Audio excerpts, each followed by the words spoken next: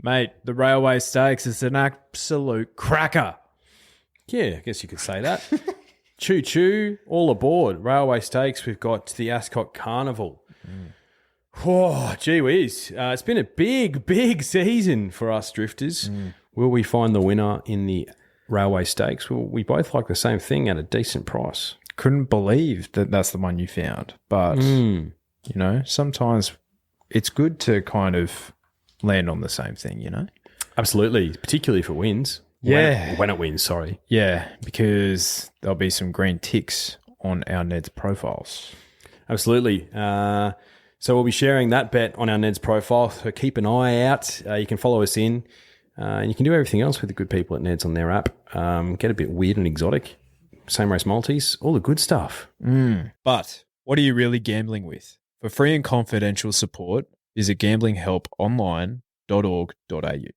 I need to ask you a question. Be curious, drifters. Mr. Brightside fends them off and wins again. Zardozi wins the Oaks for J-Mac. The photo finish. Mr. Brightside or Romantic Warrior. The mare's going great guns. Fangirl. Look at her go. Fangirl. Imperatrice has got her. And raced on by Imperatrice by a length. Overpass. More Baker's Delight in Perth. Radina just won it, I'd say. Tom Ketton won the spring champion in a cakewalk. Without a fight, won the Caulfield Cup. Well, mate, did you catch many fish over the weekend? Or? Oh, plenty. Yeah, plenty. It was absolutely swimming with fish where we were. It was a massive haul. Massive haul. Braved terrible conditions. Just a group of men, you know, doing manly stuff. Yeah. You know, your tagline might be curious, drifters. Mine is be a man, drifters. Be brave. Yeah, be brave, yeah. Show courage. You know, punt with conviction. Yeah. So I'm assuming that all of you just got like the fish and chips at the pub or something? Yeah. Drifters. Your boy was supposed to be deep sea fishing on Saturday off Rainbow Beach near Double Island, but unfortunately the weather didn't allow us to do that. So that was a bit of a shame. But you know where it doesn't rain, you know where there isn't a massive swell inside the TAB. Did you stick around to watch the Railway Stakes? Oh yeah, we did. Yeah. Well, that was a hell of a session. It was a session, mate. Yeah, right. We rolled in. We were there before the first at Cranbourne. Oh, damn. The first at Cranbourne was at 11:20 a.m. mate. Crikey. Did you see that up-and-coming 2-year-old or 3-year-old from New Zealand? I forget what its name is. From Te Akau, of course. It started like $1.20. Yeah. Don't know if it won. Let me have a look. Anyway, you keep talking. So, yeah, we just, unfortunately spent the day responsibly punting on horses. Could be worse. It could be worse. It was a roofer day. There is not many things in life that are better than sitting at a TAB for about 8 hours and just punting on horses with the boys. Like, I was just sitting there, I was basking in all its glory. I was like, this is just phenomenal, isn't it? I love it. I love horse racing so much. I cannot even begin to describe to you how much I love it. Yeah. That's my piece. Even when, you know, it could be argued that like we could give it a spell. If we could. But still, when the whips are cracking. I was whipping a few home yesterday. Yeah. In benchmark 70s. Yeah, of course you were. Return to Conquer was the horse I was thinking of from Te Akau. It was a listed 2-year-old race over 1,100 metres, won by 2.5 lengths, like leg in the air. Trolling. Super. Yeah. I don't think it will be long before when Te Akau have a really smart one, they'll bring it over for our features in the order. Yep. Because we haven't really seen that yet. No. I suppose it's like they just win everything over there. May as well. Long may it continue. Well, apparently that filly that won on New Zealand Cup Day the Group 1. I think Josh Parr was riding. Yeah, I think it actually might be called the 1,000 Guineas over there. Apparently, they're going to bring it over for the autumn. Nice. To contest the good 3-year-old fillies races. Yeah, but you're right. They don't really test the waters over here too much. Like Imperatriz she would have been 5 by the time she came over here. Yeah, and she was like, I think she even ran a long 2nd or 8th behind La Creek one day. Yeah, like because she used to be a miler, sprinter miler, Yeah. and then they just showed her class, right? yeah, true. Yeah, Put them away. So the Railway Stakes, good to see Sox Nation win. what happened there? He just brain fart He just had a massive brain fart because he's an excellent caller, He's a really good caller. and it loomed up, and he's like, I'm like, oh no. Yeah, Imagine being the connections of Port Lockroy. Sucks. it sucks. You still win. Yeah, you take the win. But even on the TAB, it had Sox Nation. I know. I'm like, that's not Sox Nation No. because that's what my money was on. Yeah. and I know I haven't won anything yet. So But you did mention Port Lockroy. I did. Punters.com.au put up a post basically going like, Port Lockroy wins the Railway Stakes. Social media hacks. Incompetence of race calling at an all-time high. Not if you were listening to the call. Hashtag had one job. Called the wrong horse. WA Racing. Melting face. Pretty sure I heard that Sox Nation won that race. Let me tell you this, bruh. You do a better fucking job. Yeah, Go on. Go have a crack. Yeah. Because I know I couldn't fucking do it. I couldn't do it. We were actually having a little game, like a little card game where you're calling the suits against each other. And Diamonds kicked away, and Hearts just behind it. Clubs is going backwards at the moment, and that was difficult to do. Yeah.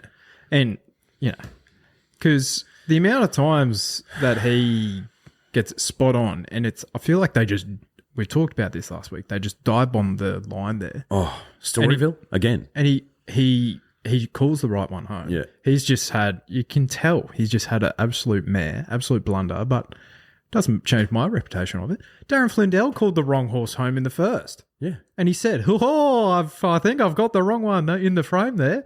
So and he's one of the greatest. best. Matty Hill did it early this year. Yeah. It's just like Group 1, you obviously, Yeah. it just It kind sucks. of, It sucks. it just sucks. It sucks.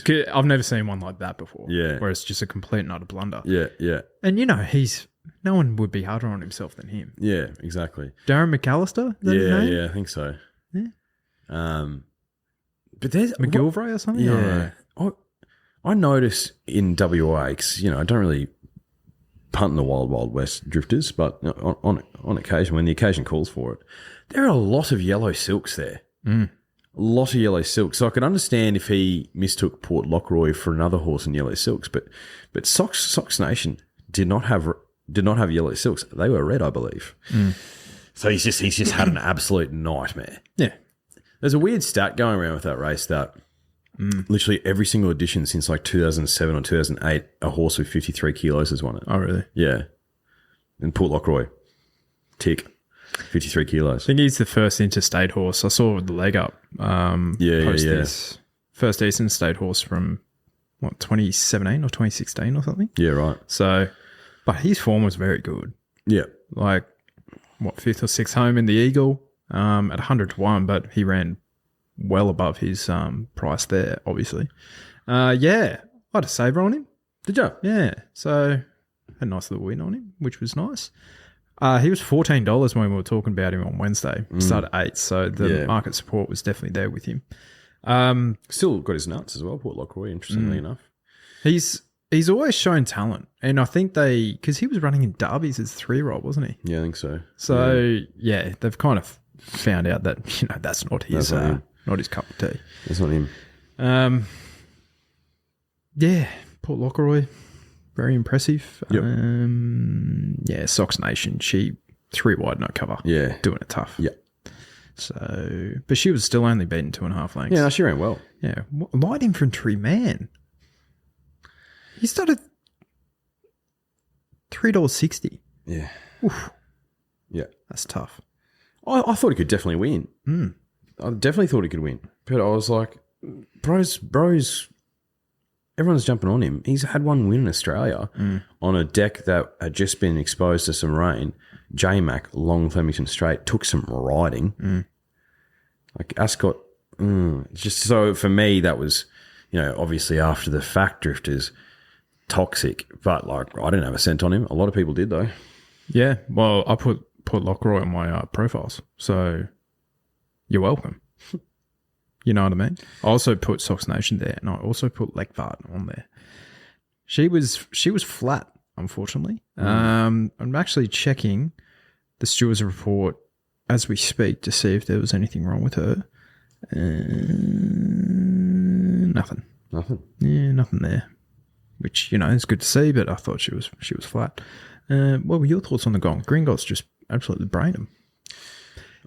It was weird. They were like 15 lengths off the fence there. Yeah, it was weird. Gringotts brained them. And like, did I have money on him? Yes, I did. I had quite a healthy collect. I had a healthy collect on him when he won the big dance, but I'm still frustrated with the horse. I'm still frustrated with the horse because clearly he has talent and what is bro doing popping up in $1 million races like this? You know what I mean? Like if we didn't have this obsession with pop-up races in New South Wales, he would have taken his place in the Epsom. Would he have beaten Cheolf? Probably not. But it adds to the depth of the race and probably puts another 20 to 30 cents on Cheolf's price. You know what I mean? Very frustrating. I'm a fan. I'm a fan of the horse though. Because I'm even looking at this Epsom field, right? Like those connections on first glance, like those connections didn't even have a runner in the field, like those exact silks. So they might have had little shares here and there. But yeah, interesting. Yeah, but I think he's a good horse, mate. I think he's a good horse. I don't think he's a Group 1 horse, but I think he's a Group 1 handicap horse. But he's probably can't get into them now with a nice lightweight, can he? Probably not. But that's the thing. These connections again, like Bold Bastille, they got in, they got their money, and they got the hell out. They got out of the casino. With him, it's the one prep that you get all your money from him. Yeah. Now he can run into third, into fourth in these massive prize money races, and they'll still turn over a profit easily. Yeah. 5-year-old gelding. That's what that's what you want out of it, right? Mm-hmm. He's a money spinner. No, he was smart. I thought Stapati would run well. He ran third. Yeah, he might be back. Maybe. Stapati. Like not for Group 1 level, but that was the second time he's been over a mile. Yeah. He had run the racehorse stuff. Yeah. To be fair, Gringotts probably did. Great steer by Tommy Berry. It was. Just finding the front and going, see, rah. Yeah, 60 kegs. Yeah, like it was tough. It was pretty tough to run on. Yeah, it was. At Kembla. It was. No, he was a very smart winner. Yeah, so your boy had Gringotts. Your boy had Headwall as well, because that horse owed me money. $750. Bang. That horse owed me money. Yeah, I had a Quinella on second and third. You didn't chuck Headwall in? Nah. Yeah. Look, didn't get my trumpet out at the table because pretty much everyone else was on the eel, Barrack eel. But your boy was owed money by Nadal. Oh, so you did jump on him? I did. So do I. Yeah. But did I trumpet? No, because everyone else is on Barrack eel. Yeah, you've done that before. I have. I feel like you learnt your lesson that day. I did. Yeah. Yeah. You don't need to teach me twice, mate. Like, take the feedback on board. Nadal got on the Travelator, mate. That was a smart win. That was one of the most visually impressive wins I've seen for a while. Yeah. Like meteorite or not. Yeah. Like he, that was he exploded like a meteorite. Yeah, literally, bro. Bro came crashing down to earth. Exploded. Yeah, Nadal retired, but this guy's on the scene. Like that's a horse with Group 1 quality. Haven't seen the clock, haven't seen the rating. I don't know, but sometimes you just got to trust your eye. Oh, I'm a big eye guy, but I'll put some data to you based on racing.com sectional figures. Yeah. 13 lengths quicker than standard. So it was a good 3, wasn't it? Yeah. Yeah. Good 4. It was a good 3 after like race 3 at Kembla. Yeah, right. Yeah. So on base, basically 13 lengths quicker than standard for the class, for all classes rather. All classes. To the 800 metres, they went 4.5 lengths quicker. To the 800 rather. 800 to the 4, they went 6 lengths quicker, and then they went last 200, 2 lengths quicker. So they've run along. I think Barracuda's run out of his skin. Yeah. Because he's been up there doing a lot of the donkey work near the front. And to prep, surely. He's been up since May. Surely. Like, I don't think the Meteorite was ever his grand final, was it? Don't think so. Still, he got 95k in the bank. But Nadal, and we're going to touch on this later because we have to talk something like that's of some value in this in these review podcasts at this time of year. We're going to do some far too early futures markets that they're not even out, but some Let's horses have a crack. Yeah, why not? He's one of mine. Nadal for an Oakley Plate. Yeah. Yeah. I think that's his race. Uh-huh. He's a smart horse, mate. Yeah. Smart horse. I think they want to avoid the Flemington Straight. I think he can slingshot like a Jimmy Star. Yeah. Similar silks. This stable's just stable, these connections, just in everything. Mate, I was talking to the boys yesterday. I was like, I'm seeing these silks more than I'm seeing Godolphin silks. That's true. I actually am. Yeah. Which is just insane to me. Insane. No, he's a horse going places. I think there's a horse going places that won the race before as well, Wings of Song, at a big price. I jumped off Vibrant Sun to back her in the SA Oaks, and she ran 4th, I believe.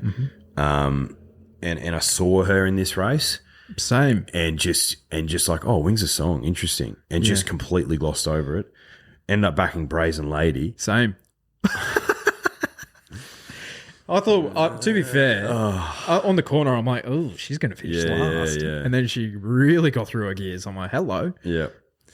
But I think Wings of Song, for her to resume with a formidable record and win first up as a 4-year-old mare like that, I love to see that. A lot of those were battle hardened too. Yeah. So I think the Pains have got a really smart mare. And for her to do that over that distance, I think she's one who should be aiming at those mile handicap races like a Doncaster. Like it was a bunch finish, but for her, for her to do that first up, she's only going to improve. And off a formidable record as a 3-year-old, she's one for those mare type races. I think can be a smarty, Wings of Song, really smart. Yep. Yeah. Okay. And I was so frustrated when she won. I was filthy, mate. I was like, I'm better than that. I should have fucking identified that. I was filthy. The boys didn't understand it. They were just like, mate, it was a $30 pop. I'm like, I know, but like, I know this horse. I backed it and I lost money on it. And I should have identified that. Very frustrated at myself. What do you reckon Piscinello, who keeps pissing it in, what's his ceiling? That was just put your cash in, take your cash out. Lay of the day from Team Green. Oh, it was please. It was $2 earlier in the week, out to 3. So I'm like, okay. Yeah. Okay. Yeah, I'll turn it over. Yeah. Let me wash my cash. Let me wash it. $3.30 started. Huh? That was simple stuff. Oh. Let's not get carried away. Benchmark 78, but the thing that was coming after him, like he was giving it 8 kilos. Like it's a fair chunk of weight, and he was back on the inside, worst part of the track, and he still won. So I think he's a black type horse. Yeah, I think so. He's a black type. Not getting horse. carried away, but like but like when you got your money on, you can embellish a little bit. Yeah, exactly. Drifters. No, that was a smart win by Piss. Oh, you should see some of the dross that was coming out of our mouths yesterday. Love to hear that. Oh, it was so good. It was so good. Yeah, no, Piss was a good winner. Yeah, he pissed it in. Yeah. I had a couple. I was texting you. I had some luck with the first half of the card at Kembla. Yeah. I drafted it up on Thursday, Drifters, and I didn't post it. Now you might go like, "Oh, what a bunch of bullshit." You can check my betting slips. Had the winner at the first at Kembla. I got on 850, started 650. Had the winner in the second, Justella, at, I'm looking at $20. I got on at 17s. Had Pissinello, who pissed it in. Backed Harry's Bar, who got the run of the race, just not good enough. But backed him at 650. He started at 450. Then had a runner for the King, Gilded Water, who looked gone. That was jam. That was jam. Looked gone. And then he finally picked up a horse like this. Would he be outside of like a Sydney Cup or something? Mate, he took an age to balance up. Yeah. An age. And, man, literally the boys we were looking in the form guide and like, the King Silks are here. What are they doing here? Have some of that. Absolute jam. And do you know what was easy? Finding Globe in the Cranbourne Cup. That was simple. Simple. Put your cash in, take it out. Thanks for coming. Easy. Yeah, he's returned well, hasn't he? Yeah. Absolute jam. Yeah, I think shout out to Ethan Brown. Yeah, he's riding well. Yeah. Was on Nadal, and then he was on Globe, and I think he might have had another winner on the card as well. But yeah, he's done really, really well. Great to see. So yeah, all in all, not bad days racing by any means, but you know, it's kind of a lot of horses are at their ends of their prep. But yeah, let's have a look at some Group 1 racing to come. See what we can identify here. So I kind of already given this one out for the Golden Slipper, but Buffalo. 2-year-old gelding would Called Buffalo. Get her around him. He would wreck every single party known to man, but I think he's a horse with a bit of talent. I think he'll be winning one of the lead-up races, and there'll be just the breeding industry will get so nervous. Yeah. So I reckon Buffalo's a smart play. He's 100 to 1. Like, you know, there's worse plays. But yeah, Buffalo in the Golden Slipper for me. I think, you know, this isn't rocket surgery, but a horse like Aliana, Chris Waller's got Lady Shenandoah, Autumn Glow, Aliana. Do you think all of them would be going to the Surround Stakes? Geez, Aliana looks like a big track horse. Do you reckon she could go up against the boys in the Australian Guineas? What are the boys doing in the middle distance ranks right now, Daniel? Fucking nothing. Yeah. Nothing. Yeah. I reckon it's not rocket surgery. Although you drifters have probably figured that out yourself. But I think that's a bet. Fuck yeah. Yeah, you know. Yeah. No, Like- it makes sense to me. Chris Waller he's not one to kind of go away from a plan, right? But she won the Carbine Club Stakes. Like, if Autumn Glow's all good, that's probably the key factor here. If she's like, and bone chip surgery is usually pretty straightforward most of the time. So if she's recovered, she's doing well in work, she'll be targeted towards the Surround Stakes. And then he'll probably have 2 in the race, Lady Shenandoah as well.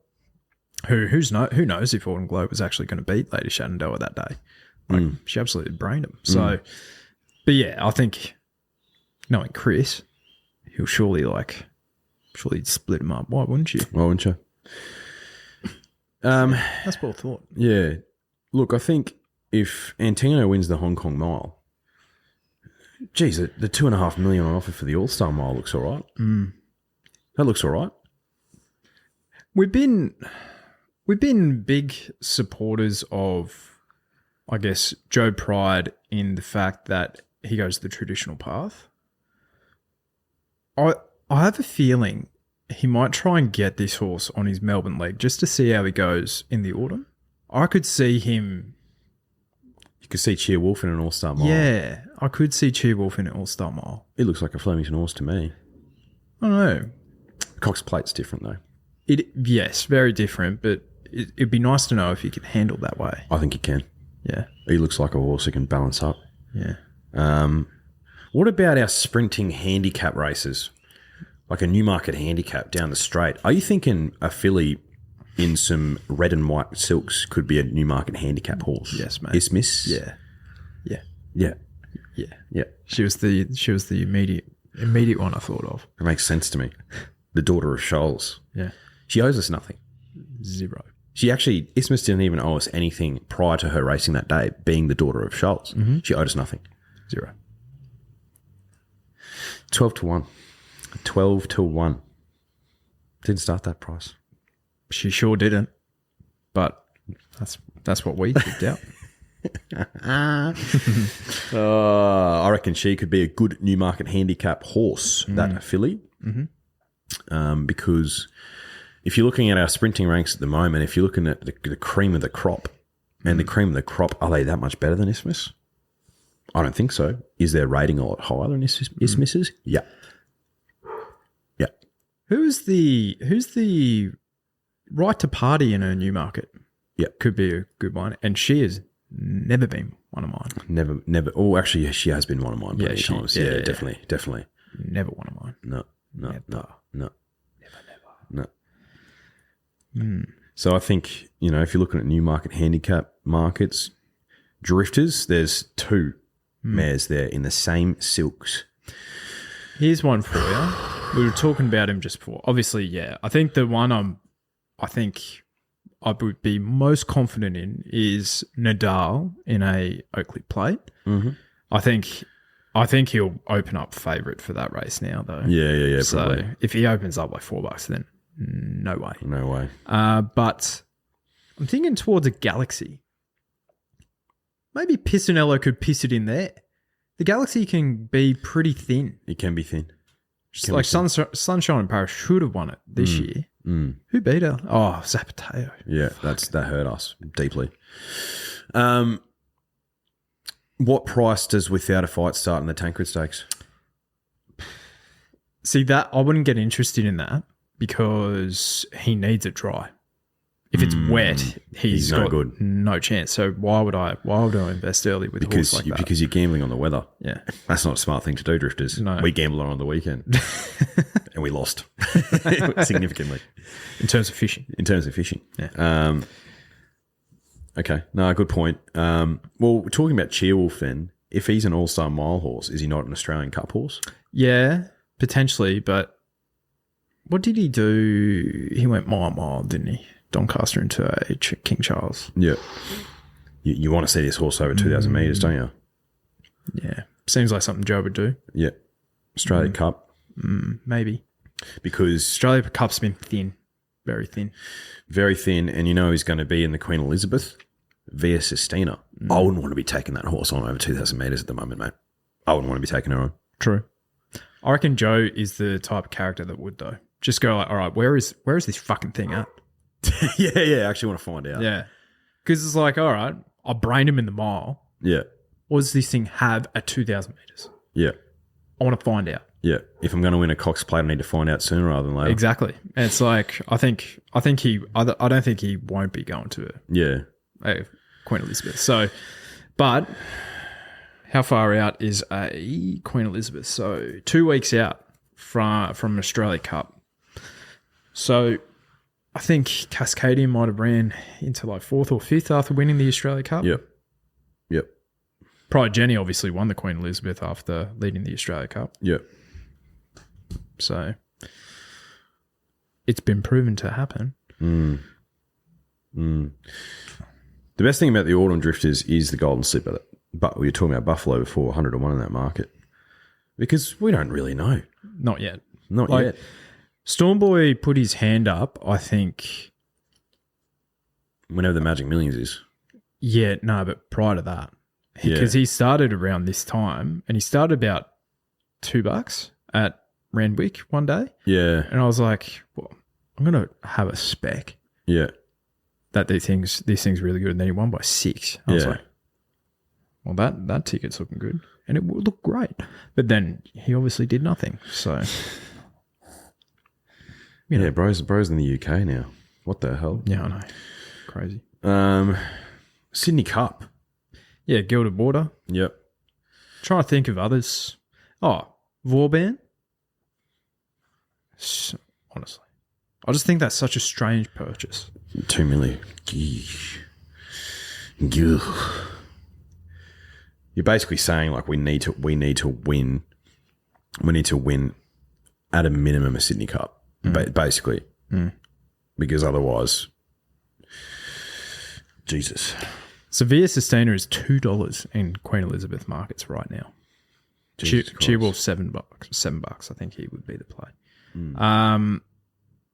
Now, what about? I was just thinking. Broadsiding. Randwick Guineas? Yeah. If we're starting to get a wet autumn, I think Bro comes to the fore. Sounds like you've really gone off him. I think you're right. I think you're right. I was wrong. I think he's a horse who he's clearly good enough to get over good ground and beat up on his own age group. I think for him to be a lock though, he needs it wet. Like I think that Golden Rose showed that was his best run of the prep over probably an unsuitable distance, but he got the deck that he wanted. I don't think he likes it hard at all. I just think it because he's not a sharp turner foot horse. He's a bulldog, and that suits wet decks because he can sink his teeth into them. I'm still a fan. I really like the horse. I really like broadsiding, but he's not Animo. No way. All right. He looked destiny in the face and he won. What's the race for Militarize in the autumn? He's the horse I was talking about him so much yesterday. So much. I was like, how good's this thing going to be gelded? Like it could literally be the guy who comes in and beats up on all these average weight for age horses, like says, see you bright side. Like he's a 2-length better horse as a gelding. Well, he's better than most of the things we have. It'd be a travesty for him not to be in a Queen Elizabeth. 2,000 metres. Yep. Son of done deal. Okay. Because his rating, like what happens to a horse that's retired to stud and comes back? What happens to their rating? It remains the same, wouldn't it? Yeah, I think so. Wouldn't have gone backwards by too much. So you put him in a Doncaster, he's probably got 56 kilos. For a Donny, yeah. I could see Chris Waller going like, you know what is thin? What's a thin race each year? The Rambit. Yeah. I could see him going to there, something like that. Yeah. That's a good point. I also was wondering about him yesterday, like China Horse Club, Newgate, what have you, like what are they in it for? Stallions. He's gelded. I know they race some still that are gelded. King of Sparta comes to mind. Do they retain the ownership? And they just race him as a flagship for Newgate, you know what I mean? Probably. Yeah. Especially with like the likes of Yulong coming in. Yeah. And it's like, I think it's, honestly, it's just better. It's a marketing tool almost. That's what I mean. Yeah. They say, you know, this guy was a pin-up stallion for us. He just shooting blanks. He's beaten up on all these. Yeah. Son of done deal. Have they reached out to Bon Ho yet? Have they inquired about Celestial Legend yet? If there's an announcement and it's Celestial Legend is on the roster for Newgate, I'm officially better than everyone else. I will have to cut that up. Like, because it with just makes sense. With a timestamp. It makes sense to me. We should have got a newspaper. It's like, this is when he said it. Yeah. But no, that's a really good point about Militarize. I'm excited to see him back. Yeah. I hope he comes back a better horse because he's been gelded. It's what we need. Thinking of early autumn sprints and a horse who I thought would have run super in an Everest, Traffic Warden. A new market for him as well? Because his handicap wouldn't be that bad. No. Because what's he done? Ran second in a Golden Rose, ran second in a Size Produce. So, yeah, his handicap wouldn't be that bad. Won a Group 2. So if I'm thinking of the Lofty Strike In Secret year. Yep. I think In Secret had 1 kilo, 2 kilos more than Lofty Strike. Yeah. And she was a filly, obviously. Yeah. So you'd probably be in that sort of situation. Yeah. Him and very similar weights if Lady of Camelot went there, I'd say. Yep. Okay, well, Growing Empire? He hasn't won a Group 1. Would he be in that race? Yeah. It's going to be a great race. What's Switzerland going to do? He's probably going to go to a TJ, isn't he? Yeah. Yep. And that'll be his last race. Unless they take him to Royal Ascot. Yeah. And then, I think the Moonee Valley Group 1's Barrack Hill. That's where he'll be bounce going. back. Freshen up. Freshen up. Round bend. Yeah. I just hope he's not flash in the pan. Yeah. 6-year-old. Eric the Eel. Eric the Barrack Eel. Because I'm a big fan. Yeah, I like it. I was off him yesterday just because He was over the hill, mate. Yeah. He was over the hill. We knew that. Yeah. We knew that. Yeah. And as soon as Team Green's giving you $6, you're like, okay, he's not winning. Yeah, they should just make them the play of the day. Yeah. They rarely miss. Yeah. They rarely miss. Really miss. All right, so that's some plays. Yeah, there's some for you, Drifters. We're not going to go through every single race. No. We might bring that back in the autumn, though. Yeah, like our that. futures previews. Yeah, I think so. Because I feel like more than anything, we just forgot about them this year. Yeah. This, absolutely. this We've spring. had a bit on. Yeah. We've had a bit on, Drifters. All right. Oh, Vinery, Autumn Glow Yeah. for that. Yeah, mate. The daughter of the autumn sun. She'll be winning that. All right.